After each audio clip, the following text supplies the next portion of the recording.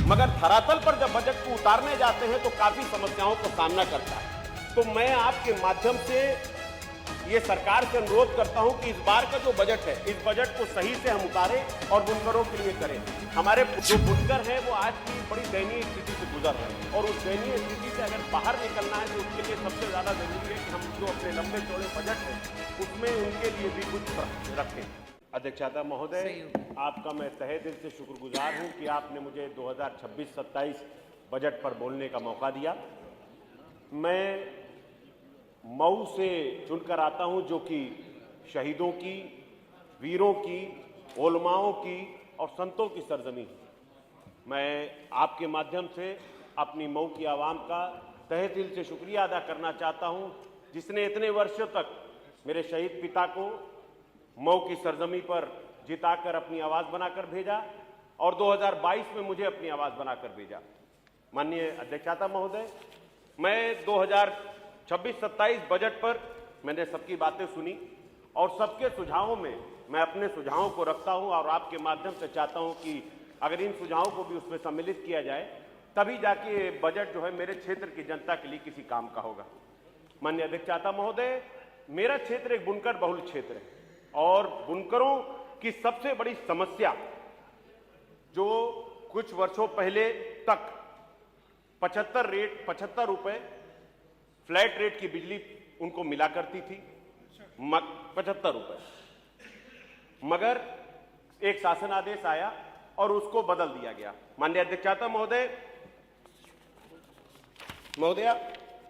मैं ये कहना चाहता हूं कि जैसे पहले 75 रुपए की फ्लैट रेट पर उनको बिजली मिला करती थी वैसे ही 100 रुपए के रेट पर कम से कम उनको बिजली दिया जाए और पहले 50 किलोवाट का उनको जो कनेक्शन दिया जाता था बाद में उसको कम करके जो 5 किलोवाट किया गया उसको बढ़ा करके 75 किलोवाट का किया जाए, क्योंकि जो बुनकर हैं वो आज की बड़ी दयनीय स्थिति से गुजर रहे हैं और उस दयनीय स्थिति से अगर बाहर निकलना है तो उसके लिए सबसे ज्यादा जरूरी है कि हम जो अपने लंबे चौड़े बजट है उसमें उनके लिए भी कुछ रखें।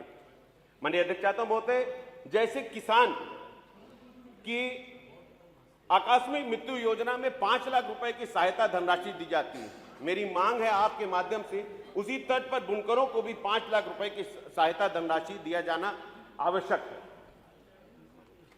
अध्यक्षता महोदय, आपके माध्यम से मैं यह भी प्रस्ताव देना चाहता हूं कि गरीब बुनकरों को कम ब्याज पर आसानी से लोन मिलने का इंतजाम किया जाए और अपने बजट में रखा जाए। साथ ही बुनकरों को पेंशन की भी व्यवस्था किया जाए क्योंकि आज की स्थिति में बड़ी दयनीय दशा से गुजर रहे हैं। माननीय अध्यक्षता महोदय, मैं बुनकरों की सबसे बड़ी एक परेशानी है क्योंकि मऊ के साथ साथ बगल में आजमगढ़ है, भदोई है, बनारस है और ये सारी जगह बुनकर बहुल क्षेत्र है और यहां पर बुनकर अपने बनाए हुए जो इनके सामान होते हैं उन सामानों को बेच नहीं पाते। ये सबसे बड़ी समस्या है।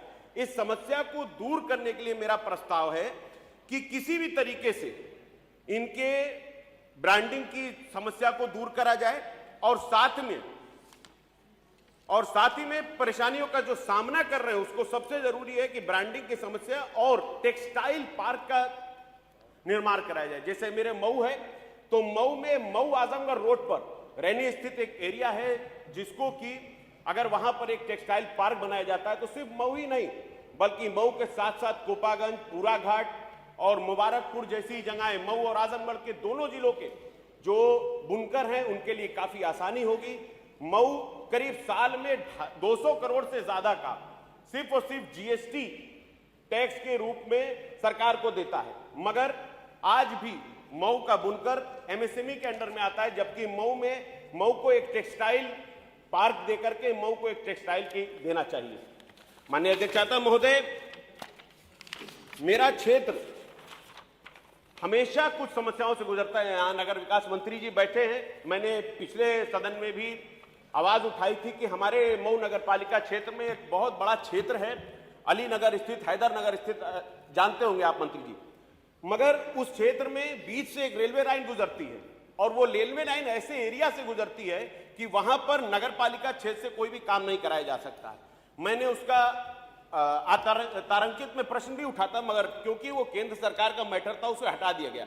मैं आपके माध्यम से नगर विकास मंत्री से कहूंगा कि आप मंत्री जी इस बात के लिए केंद्र सरकार को लिखें कि 1 लाख की आबादी जो कि सड़क से अछूती रह गई है, अगर आपका सहयोग मिल जाएगा और लोग LHS एक ब्रिज बन जाता है तो लोगों को आवागमन हो जाएगा और जो ट्रेन से कटकर लोगों की जान जाती है वो बच जाएगी। माननीय अध्यक्ष महोदय, बुनकरों के मसले पर आज तक कई चीजें बनी और हमने भारी भरकम अपना लगभग 5,000 करोड़ रुपए का बजट भी उनके लिए लाया, मगर आज समस्या ये है कि हम बजट तो ले आते हैं मगर धरातल पर जब बजट को उतारने जाते हैं तो काफी समस्याओं को सामना करता है। तो मैं आपके माध्यम से ये सरकार से अनुरोध करता हूं कि इस बार का जो बजट है, इस बजट को सही से हम उतारें और बुनकरों के लिए करें। हमारे पूर्वांचल में एक सबसे बड़ी समस्या है, आखिरी के समय में अक्टूबर नवंबर में जो बारिश हो गई, बारिश की वजह से किसानों की फसल बहुत बर्बाद हो गई। माननीय अध्यक्ष महोदय, किसानों को उसका मुआवजा नहीं मिला है, मैं उसके लिए भी आपसे अनुरोध करना चाहता हूं। मेरे मऊ विधानसभा क्षेत्र में एक ग्राम पंचायत सरवा से तमसा नदी होते हुए हथनी चट्टी तक लगभग 5 किलोमीटर तक की सड़क पूरी क्षतिग्रस्त हो गई, उसको बनाने का कृपा किया जाए। माननीय अध्यक्ष महोदय, ये लगभग आपका समय खत्म हो गया है। मैं 10 सेकंड और दीजिए। विकासखंड परदहा रतनपुरा कोपागंज से लगभग 50 गांव के लोगों का इससे आवागमन है। अगर ये बन जाती है तो लोगों को बड़ी सुविधा प्राप्त होगी। विकासखंड परदहा में ग्राम सभा तरीपुर से 4 लेन हाईवे गुजरते हुए परदहा मिल तक सड़क निर्माण कराए जाने की धन्यवाद। बाकी लिख के दे दीजिएगा। माननीय महेंद्र खड़गवंशी जी। अध्यक्ष महोदय, बहुत बहुत धन्यवाद कि आपने मुझे अपने क्षेत्र की समस्या रखने का समय दिया और मैं उम्मीद करता हूं कि जो थोड़ी 1-2 टॉपिक लिख के दे दीजिए, वो मैं लिखित में दे दूंगा, उसको भी आप उसमें ले लीजिए। धन्यवाद।